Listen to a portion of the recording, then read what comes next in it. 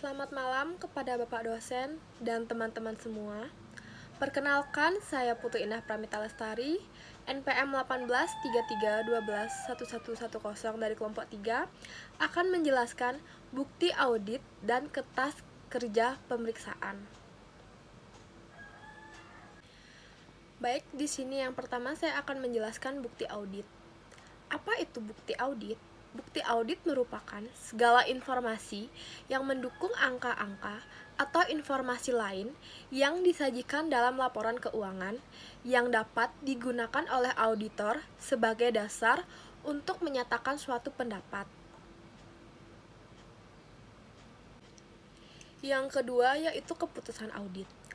Keputusan utama yang dihadapi oleh para auditor adalah menentukan jenis dan jumlah bukti audit yang tepat untuk dikumpulkan agar dapat memberikan keyakinan yang menandai bahwa sebagai komponen dalam laporan keuangan serta dalam keseluruhan laporan lainnya telah disajikan secara wajar.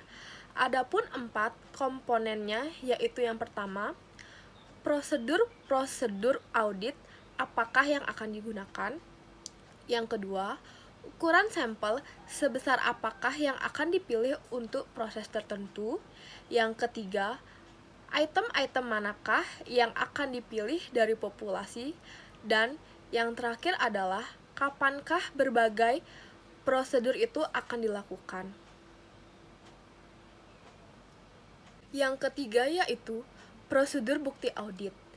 Prosedur audit adalah instruksi rinci untuk mengumpulkan tipe bukti audit tertentu yang harus diperoleh pada saat tertentu dalam audit. Adapun prosedur audit yang bisa dilakukan oleh auditor meliputi yang pertama, inspeksi, yaitu pemeriksaan secara rinci terhadap dokumen dan kondisi fisik semua. Yang kedua, pengamatan adalah prosedur audit untuk melihat dan menyaksikan suatu kegiatan. Yang ketiga, permintaan keterangan, yaitu proses audit yang dilakukan dengan meminta keterangan secara lisan. Yang keempat, yaitu konfirmasi, bentuk penyelidikan yang memungkinkan auditor memperoleh informasi secara langsung dari pihak ketiga yang bebas. Yang kelima, penelusuran, yaitu penelusuran terutama dilakukan pada bahan bukti dokumenter. Yang keenam, pemeriksaan bukti pendukung merupakan prosedur audit yang meliputi inspeksi terhadap dokumen-dokumen yang mendukung suatu transaksi. Yang ketujuh, perhitungan. Prosedur audit ini meliputi perhitungan fisik terhadap sumber daya berwujud seperti kas. Yang kedelapan, scanning merupakan penelaahan secara cepat terhadap dokumen, catatan, dan daftar untuk mendeteksi unsur-unsur yang tampak tidak biasa yang memerlukan penyelidikan lebih mendalam. Selanjutnya akan dijelaskan oleh teman saya. Nama saya Lydia Godensia, NPM 1833121138. Di sini saya akan membahas lanjutan dari teman saya yang ketiga, prosedur bukti audit. Selanjutnya ada pelaksanaan ulang atau reforming, merupakan pengulangan aktivitas yang dilaksanakan oleh klien. Selanjutnya ada Computer Exit Audit Techniques. Apabila catatan akuntansi dilaksanakan dalam media elektronik, maka auditor perlu menggunakan Computer Exit Audit Techniques dalam menggunakan berbagai prosedur audit di atas. Yang keempat ada persuasivitas bukti audit. Ada dua cara atau penentuan persuasivitas bukti audit, yaitu pertama kompetensi dan kecukupan yang langsung diambil dari standar pekerjaan lapangan ketiga. Kompetensi bukti audit merujuk pada tingkat di mana bukti tersebut dianggap dapat dipercaya atau diyakini kebenarannya. Adapun karakteristik kompetensi bukti audit Yang pertama, relevansi. Bukti audit harus laras atau relevan dengan tujuan audit yang akan diuji oleh auditor sebelum bukti tersebut dapat terpercaya. Yang kedua, independensi penyedia bukti. Bukti audit yang diperoleh dari sumber di luar entitas akan lebih dipercaya daripada bukti audit yang diperoleh dari dalam entitas. Yang ketiga, efektivitas pengendalian intern klien. Jika pengendalian intern klien berjalan secara efektif, maka bukti audit yang diperoleh akan dapat lebih dipercaya daripada jika pengendalian intern itu lemah.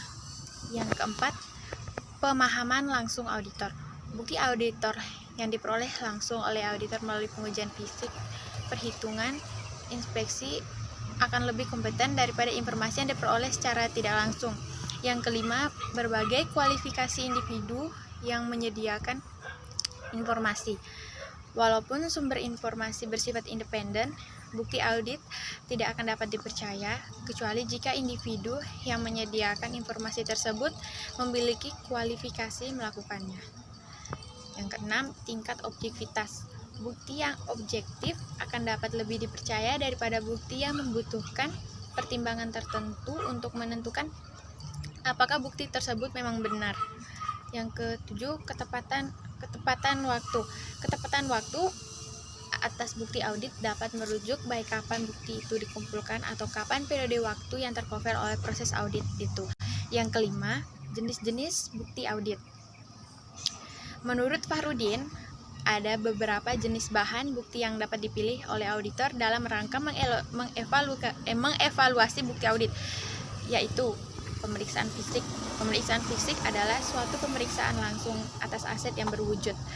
Contohnya, persediaan barang, uang kas, kertas berharga, dan lain-lain.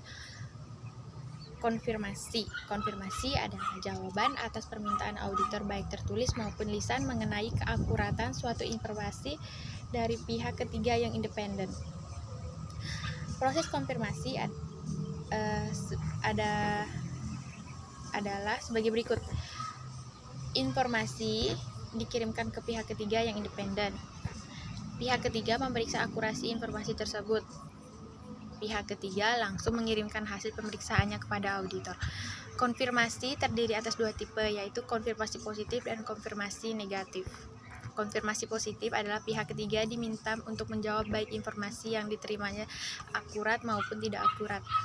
Konfirmasi negatif adalah pihak ketiga diminta untuk menjawab jika informasi yang diterimanya tidak akurat. Selanjutnya, prosedur analisis. Prosedur analisis menggunakan perbandingan-perbandingan dan hubungan-hubungan untuk mengetahui apakah angka atau data merupakan data yang logis. Prosedur analitis pada garis besarnya dapat dilakukan dengan 5 cara. Yang pertama, membandingkan data keuangan yang ada di laporan keuangan tahun yang diaudit dengan tahun sebelumnya.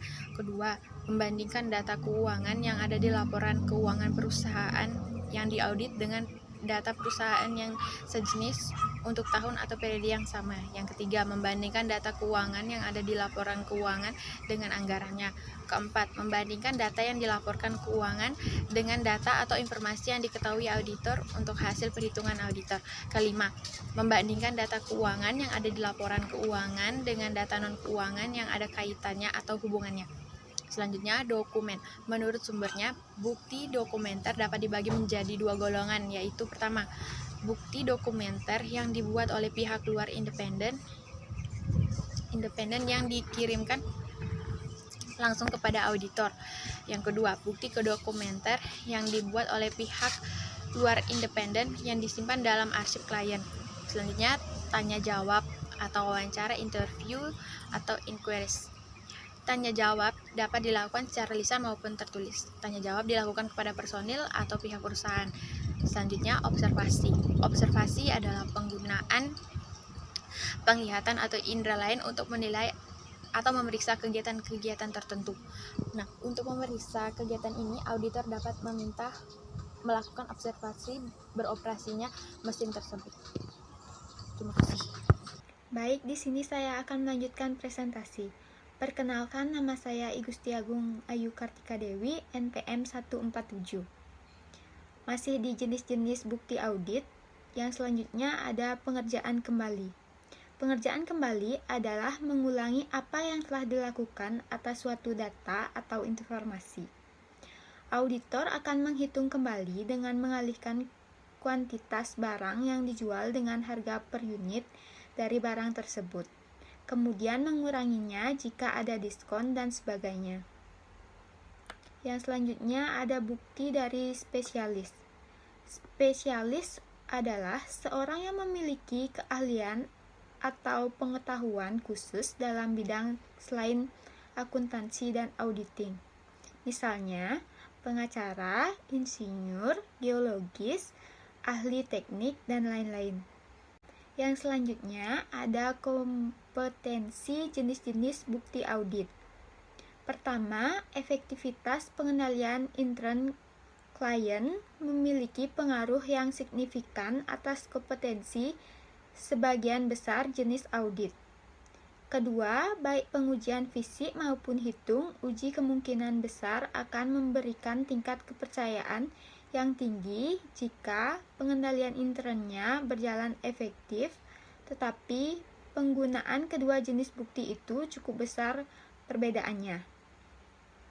Ketiga, jenis bukti audit yang spesifik jarang sekali mampu memberikan bukti audit yang kompeten hanya dengan jenis bukti itu saja untuk memuaskan beberapa tujuan audit.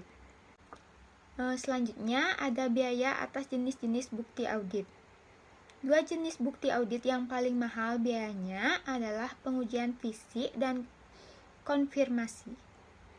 Pengujian fisik mengeluarkan biaya yang besar karena pada umumnya pengujian fisik mewajibkan kehadiran auditor pada saat klien melakukan penghitungan aktifannya.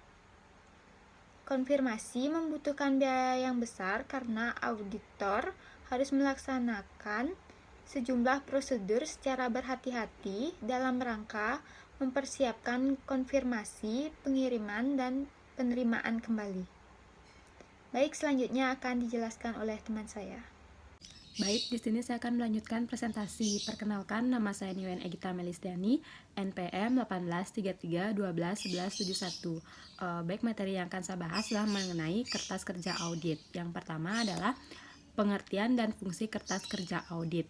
Kertas kerja audit merupakan catatan-catatan yang diselenggarakan oleh auditor mengenai prosedur audit yang ditempuh, pengujian yang dilakukan, informasi yang diperoleh, dan simpulan yang dibuatnya sehubungan dengan pelaksanaan penugasan audit yang dilakukan. Di samping berfungsi sebagai media untuk mendukung kesimpulan hasil audit, kertas kerja audit juga berfungsi sebagai yang pertama, jembatan atau mata rantai yang menghubungkan antara catatan klien dengan laporan hasil audit. Yang kedua, media bagi auditor untuk mempertanggungjawabkan prosedur atau langkah audit yang dilakukannya sehubungan dengan penugasan yang dijalankan. Yang ketiga, media untuk mengkoordinir dan mengorganisasikan semua tahap audit mulai dari perencanaan sampai pelaporan. Yang keempat, dokumen yang dapat memberikan pedoman bagi auditor berikutnya yang melakukan penugasan audit pada instansi atau satuan kerja yang sama. Baik, materi yang selanjutnya adalah isi kertas kerja audit.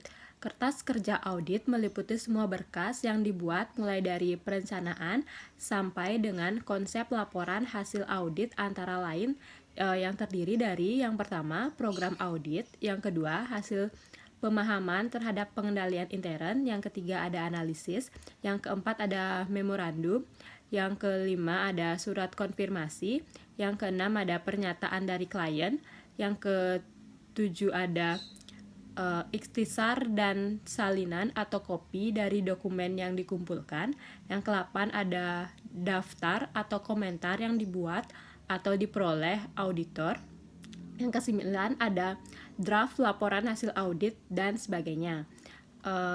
Secara lebih rinci, dokumen yang terdapat pada kertas kerja audit harus meliputi aspek-aspek sebagai berikut. Yang pertama ada perencanaan, yang kedua ada pengujian dan evaluasi terhadap kecukupan dan efektivitas sistem pengendalian intern, yang ketiga ada prosedur audit yang dilakukan, informasi yang diperoleh, analisis yang dibuat, dan kesimpulan yang dicapai oleh auditor.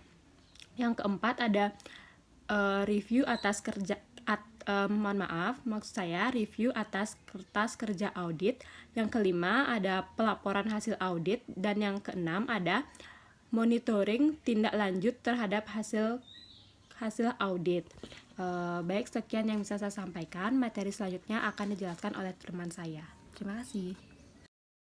Baik, terima kasih atas kesempatan yang telah diberikan kepada saya. Perkenalkan, saya Putu Sylvia Purnamaleni, NPM 1833121189, akan melanjutkan presentasi dari rekan saya. Pertama, saya akan membahas tentang persyaratan kertas kerja audit. Nah, seorang auditor yang berkompeten dalam melaksanakan tugasnya tentu bisa menghasilkan kertas kerja audit yang bermanfaat. Kertas kerja audit yang bermanfaat adalah kertas kerja audit yang mencapai atau mencakup beberapa persyaratan berikut ini, yang sudah memenuhi persyaratan berikut ini. Pertama, lengkap. Informasi yang disajikan pada kertas kerja audit harus lengkap, yaitu berisi semua informasi utama. Kemudian yang kedua, teliti. Auditor harus memperhatikan ketelitian dalam penulisan dan perhitungan kertas kerja, sehingga kertas kerja audit tersebut terbebas dari kekeliruan. Yang ketiga adalah ringkas. Informasi yang disajikan pada kertas kerja audit harus ringkas atau harus dibatasi pada informasi-informasi pokoknya saja dan tidak memuat data-data yang tidak diperlukan. Yang keempat adalah jelas. Kertas kerja audit harus mampu menyajikan informasi yang jelas dan sistematis. Di sini auditor harus menghindari istilah-istilah arti ganda yang dapat membingungkan pembaca. Kemudian yang kelima adalah rapi. Kerapian sangat dibutuhkan dalam pembuatan atau penyusunan kertas kerja, karena kerapian juga merupakan hal yang penting dalam penyusunan kertas kerja audit. Nah, selanjutnya kita akan membahas tentang jenis kertas kerja audit. Nah, kertas kerja audit tersebut dibagi menjadi dua bagian, yaitu daftar utama dan yang kedua adalah daftar pendukung. Daftar utama atau lead or top schedule adalah rangkuman daftar pendukung, disusun sesuai kelompok informasi yang disajikan dalam laporan hasil audit. Kemudian yang kedua adalah daftar pendukung atau supporting schedule. Jadi di sini memuat tujuan-tujuan audit, informasi atau kegiatan yang diuji, bukti atau dokumen pendukung yang dikumpulkan, metode penelitian dan analisis untuk memenuhi tujuan audit. Nah, terakhir kita akan membahas tentang tujuan pembuatan kertas kerja. Kertas kerja tersebut dibuat memiliki 4 tujuan. Yang pertama yaitu mendukung pendapat auditor atas laporan keuangan audit mereka. Nah, jadi kertas kerja ini dapat digunakan sebagai alat untuk mendukung auditor dan sebagai bukti bahwa auditor tersebut telah melaksanakan audit yang memadai atau yang sesuai dengan ketentuan yang berlaku. Kemudian yang kedua, untuk menguatkan kesimpulan-kesimpulan auditor dan kompetensi auditnya. Jadi, jika seorang auditor sudah pernah melakukan audit, kemudian berkas tersebut bisa disimpan, kertas kerja tersebut bisa disimpan, dan jika ada yang perlu penjelasan atau kesimpulan atau pertimbangan, auditor bisa mengambil penjelasan yang sebelumnya sudah pernah dibuat. Nah, sekian presentasi dari saya, kemudian akan dilanjutkan oleh rekan saya. Terima kasih. Tujuan pembuatan kerja yang ketiga yaitu mengkoordinasi dan mengorganisasikan semua tahap audit. Audit yang dilaksanakan oleh auditor terdiri dari berbagai tahap audit, yaitu dilaksanakan dalam berbagai waktu, tempat, dan pelaksana. Tujuan yang keempat yaitu memberikan pedoman dalam audit berikutnya. Dari kertas kerja yang dapat diperoleh informasi yang sangat bermanfaat untuk audit berikutnya. Jika dilakukan audit yang berulang terhadap klien yang sama dalam periode akuntansi yang berlainan. Saya akan bahas yang berikutnya yaitu kepemilikan kertas kerja dan kerahasiaan informasi dalam kertas kerja. SA Seksi 399 Kertas Kerja paragraf 6 mengatur bahwa kertas kerja adalah milik kantor akuntansi publik, bukan milik klien atau milik pribadi. Namun hak kepemilikan kertas kerja oleh akuntan publik masih tunduk pada pembatasan-pembatasan yang diatur dalam aturan etika kompartemen akuntan publik yang berlaku. Hal-hal yang membuat auditor dapat memberikan informasi tentang klien kepada pihak lain adalah jika klien tersebut menginginkannya. Yang dimaksudkan adalah jika klien yang ingin diaudit menginginkan untuk memberikan informasi kepada pihak lain. Dan berikutnya adalah jika misalnya praktek kantor akuntan dijual kepada akuntan publik lain, jika kertas kerjanya diserahkan kepada pembeli harus atas izin klien. Yang ketiga, dalam perkara pengadilan atau dalam perkara pidana. Dan yang keempat, dalam program pengadilan mutu, profesi akuntansi publik dapat menetapkan keharusan untuk mengadakan preview di antara sesama akuntan publik. Dan pembahasan berikutnya yaitu penyimpanan KKA atau penyimpanan kertas kerja audit. Untuk memudahkan akses dan pemeliharaannya, dokumen kertas kerja perlu dipilah ke dalam beberapa kategori. Pada umumnya terdapat 4 kategori berkas KKA, yaitu yang pertama ada berkas permanen, berkas berjalan, berkas lampiran, dan berkas khusus. Saya akan membahaskan satu persatu.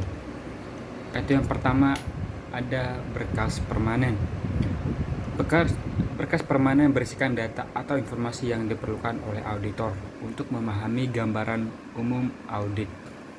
Dilihat dari dimensi waktu, informasi yang dimasukkan dalam berkas permanen adalah informasi yang relatif tidak sering berubah. Dan yang kedua, ada berkas berjalan atau current. Berkas berjalan berisikan informasi yang berkaitan dengan audit yang sedang dilakukan atau audit yang baru lalu. Terdapat 2 subklasifikasi untuk informasi yang dimasukkan dalam berkas berjalan, yaitu berkas umum dan berkas analisis. Dan yang ketiga yaitu ada berkas lampiran. Berkas lampiran ini berisikan lampiran data, catatan, dan dokumen yang menjadi data mentah bagi proses pengujian bukti audit. Informasi mengenai proses dan hasil pengujiannya sendiri dimasukkan dalam berkas audit analisis. Dan yang keempat yaitu ada berkas khusus. Berkas khusus ini berisikan informasi yang perlu mendapatkan perhatian khusus. Sebagian besar informasi ini berkaitan dengan indikasi kecurangan yang perlu ditindaklanjuti dengan pemeriksaan khusus. Sebagaimana disebutkan dalam Peraturan Menteri Dalam Negeri Nomor 23 Tahun 2007, kertas kerja audit harus disusun dalam satu berkas dan diserahkan oleh ketua tim kepada subbagian tata usaha wilayah untuk diarsipkan. Sekian penjelasan dari saya. Sekian dan terima kasih.